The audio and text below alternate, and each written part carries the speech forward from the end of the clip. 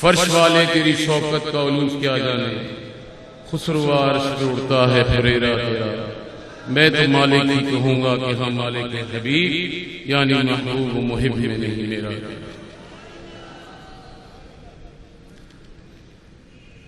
आज की इस बाबरकत और पुरनूर महफिल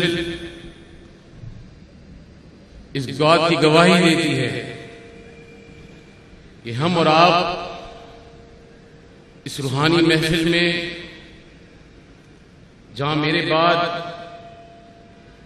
आपने अकाबरीन अहले सुन्नत के खिताबात सुनने और खिताबात सुनने के बाद मैं उम्मीद करता हूं यहां से इल्म का जो फैज आप घर अपने लेके जाएंगे, उम्मीद है उसके बाद जो हासिल किया हुआ इल्म और सुना हुआ इल्म होगा उस पर जरूर नजरसानी फरमाएंगे।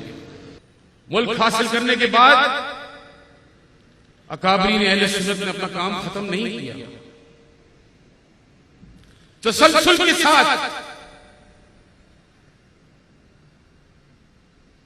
नामूसे रिसालत की तहरीक, खत्म नबुव्वत की तहरीक 1954 में मौलाना मुश्ताक खान नियाजी को जेल में रखा गया। 4-5 रातें वो जब जेल में रहे, तो जब जेल से बाहर तशरीफ लाए तो 3-4 उस वक्त प्रिंट मीडिया के सहाफी हजरात खड़े थे। उन्होंने पूछा उनसे कि मौलाना आपकी उम्र क्या है? तो उन्होंने जवाब दिया, बरखुरदार उम्र वही है 4 दिन और 5 रातें जो इस काल कोठरी में सरकार की नामूस के लिए गुजारी। ये जज्बा ईमानी हुजूर पुरनूर सैयदुल आलमीन मुस्तफा सल्लल्लाहु अलैहि वसल्लम की मोहब्बत थी, जो अकाबरीन अहले सुन्नत ने दिलों में थी, और आपको उसमें किरदार अदा करने के लिए आज छोड़ गए। फिर आया दौर 73 का आईन, और 73 के आईन में भी कोई और नहीं था, आपके और हमारे उलमा मशाइख उस वक्त यहां पे मौजूद है। उकाड़ी साहब यहां मौजूद है, हजरत किबला उस वक्त असेंबली में मौजूद थे। उस वक्त भी फितने कादियानियत को अगर नकील डाली किसी से तो वो उलमा अहले सुन्नत थे, और कोई नहीं था। हर महाज पर इस मुल्क पे आलमी कुव्वतें जब जब अपना एजेंडा मुसल्लत करती है मगरिब, तब हमेशा उसको उलमाए मशाइख हमारे अहले सुन्नत के हमेशा उसको धकेल के पीछे दीवार की तरफ लगाते हैं। उसके बाद पाकिस्तान एटमी कुव्वत बना, ये मानने की बात है और हम तस्लीम करते हैं। हम तस्लीम करते हैं इस बात को कि एटॉमिक बम डॉक्टर कबीर साहब ने बनवाया है, और हम उनका बड़े तहे दिल से एहतराम करते हैं और बड़ी इज्जत है हमारी दिल में उनके लिए। मगर यह भी पूछा जाए कि डॉक्टर कबीर खान को हॉलैंड से पाकिस्तान कौन लेके आया? वो भी हमारे उलमा मशाइख लेके आए, कोई और नहीं लेके आया। ये सारी चीजें तसलसल के साथ हमारे और आपके मशाइख ने हमें देके चले गए। अब सवाल सबसे बड़ा ये है कि जिस दौर में जमात इस्लामी थी, आपके अकाबरीन ने जमीयत उलमा पाकिस्तान में थी, जिस दौर में शबाब मिल्ली बनाई गई, उस दौर में उलमा अहले सुन्नत ने अंजुमन नौजवान इस्लाम बना के दी। जिस दौर में इस्लामी जमीयत तुलबा बना के दी, उस दौर में आपको अंजुमन तलबा इस्लाम बना के दी। जिस दौर में आपको तबलीगी जमात का सामना करना पड़ा, उस वक्त आपको दावत इस्लामी बना के दी। जिस दौर में आपको वफाकुल मदारिस का सामना करना पड़ा, उस दौर में भी आपको तंजीमुल मदारिस बना के दी। सवालिया निशान ये है कि हम और आप कब तक इस तरह ख्वार होंगे? यानी हमारी बर्दाश्त का सब्र और बर्दाश्त का इम्तिहान आप हमसे लेते हैं और बार बार हमारी नफ्स पर पांव रखते हैं और हमारी हरारत को टेस्ट करते हैं कि मुसलमानों में जज्बा हुजूर पुरनूर सल्लल्लाहु अलैहि वसल्लम के इश्क कितना है। और आप हमारी हरारत टेस्ट करना चाहते हैं, आप बार बार हमें छेड़ते हैं और हम बर्दाश्त करते हैं। हमारी बर्दाश्त को आप समझते हैं अगर आपके होलोकॉस्ट के खिलाफ कोई बकवास करे तो सबसे बड़ा दुनिया का क्राइम है, मगर अगर आप हुजूर पुरनूर सल्लल्लाहु अलैहि वसल्लम की आप ज़ात अक़दस पर हमला करते तो आप कहते फ्रीडम ऑफ स्पीच है। ये किस किस्म का तजाद है? ये बैलेंस ऑफ नेचर नहीं है। ये सारी चीजें सोचने की हैं आपके। सबसे अहम नुकता ये है, जब आप फ्रांस में बैठकर हिजाब पर पाबंदी लगाते हैं, हम तब भी सब्र करते हैं।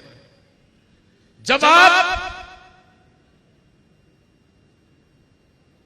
स्विट्जरलैंड में बैठकर मसाजिद के मीनारों को मुसम्मार करते हैं, हम फिर भी बर्दाश्त करते हैं। आप कहते हैं जिहाद हराम है, हम फिर भी आपको बर्दाश्त करते हैं। फिर आप हमारा और इम्तिहान लेते हैं।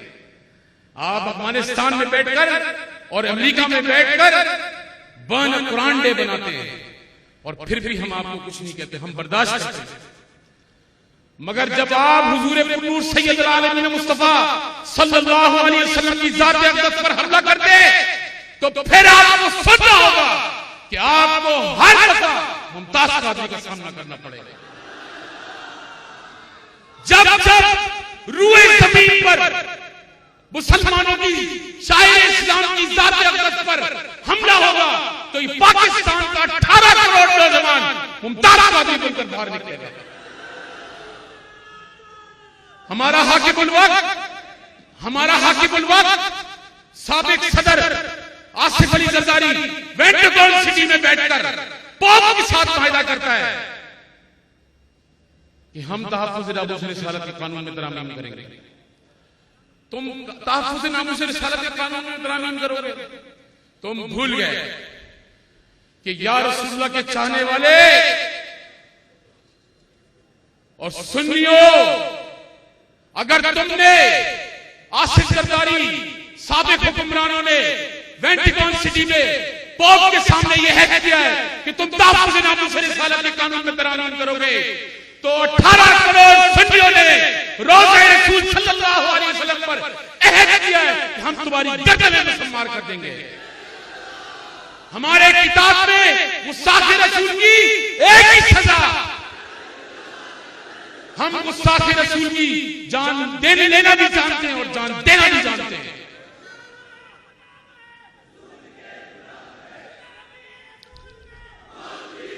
आप हमसे कहते हैं कि मुसलमान शिद्दत पसंद है और ह्यूमन राइट वायलेशन होता है। मैं आपसे आलमी कुव्वतों से पूछना चाहता हूं, ह्यूमन राइट वायलेशन कश्मीर में बैठी हुई मुसलमान बच्चियां जिनकी अस्मतें लगती है, वो ह्यूमन राइट वायलेशन नहीं है?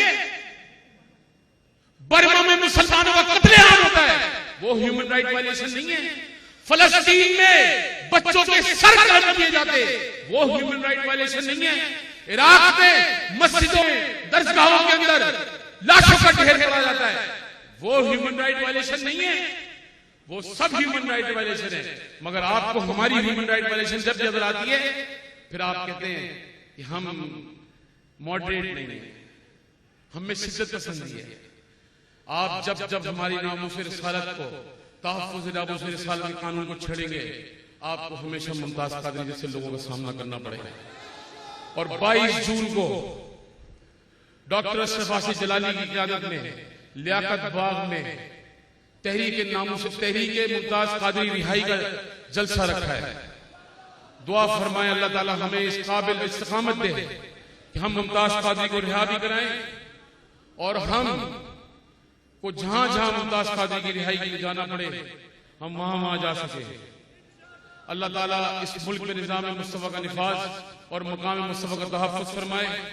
अल्लाह रब्बुल आलमीन से दुआ है कि पाकिस्तान में हुजूर पुरनूर सल्लल्लाहु अलैहि वसल्लम के दीवाने और मस्तानों की हुकूमत हो, इस मुल्क में नबी के गुलामों की हुकूमत हो और इंशाअल्लाह ये झंडा सब उम्मत का पूरे मुल्क में लहराएगा।